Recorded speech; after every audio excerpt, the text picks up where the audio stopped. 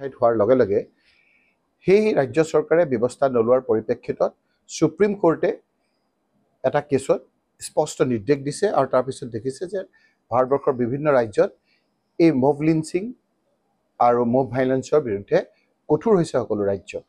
কিয় হৈছে কঠোৰ হৈছে? এই কাৰণে হৈছে যে সুপ্ৰিম কোৰ্টে আজি আপোনাৰ writ petition civil number 754 of 2016ত এই জাজমেণ্টটো মই আপোনালোকক দি দিম। এই জাজমেণ্টটো দিছে। এই জাজমেণ্টটো অতি গুৰুত্বপূৰ্ণ আৰু এই জাজমেণ্টৰ পিছত প্ৰত্যেকখন ৰাজ্যই এইখন পালন কৰিব লাগিব। 45 পেজৰ আপোনাৰ যিটো জাজমেণ্ট, সেই জাজমেণ্টটো দিয়াৰ পাছত মব লিঞ্চিং আৰু মব ভাইলেন্সৰ বিষয়ে কেনেধৰণে ব্যৱস্থা ল'ব লাগে, কেনেদৰে এই ক্ষেত্ৰত পুলিচ বিষয়াসকলে কাম কৰিব লাগে, কেনেদৰে যিসকল ইয়াৰ লগত জড়িত সেই লোকসকলক পানিছমেণ্ট দিব লাগে, পুংখানুপুংখক্ৰমে আপোনাৰ লিখা আছে। মই আপোনালোকক এই জাজমেণ্টটো দি দিম। এই জাজমেণ্টটো দিয়াৰ পাছত অসম চৰকাৰেও, যিহেতু চব ৰাজ্যে মানিবলৈ বাধ্য, অসম চৰকাৰেও এক গোহাৰি যোগে এইটো আপোনাৰ প্ৰকাশ কৰিছিল।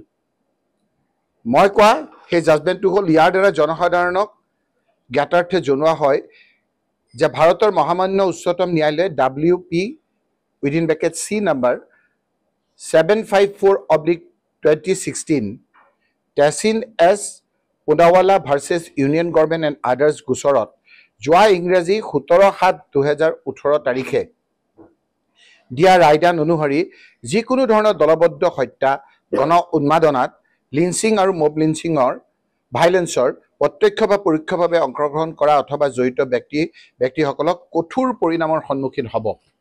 এইটো আমাৰ তাৰ প্ৰধান সচিব গৃহ আৰু ৰাজনৈতিক বিভাগ অসম চৰকাৰ। এইটো যে জনসংযোগৰ পৰা প্ৰকাশ কৰিছে /D/557618।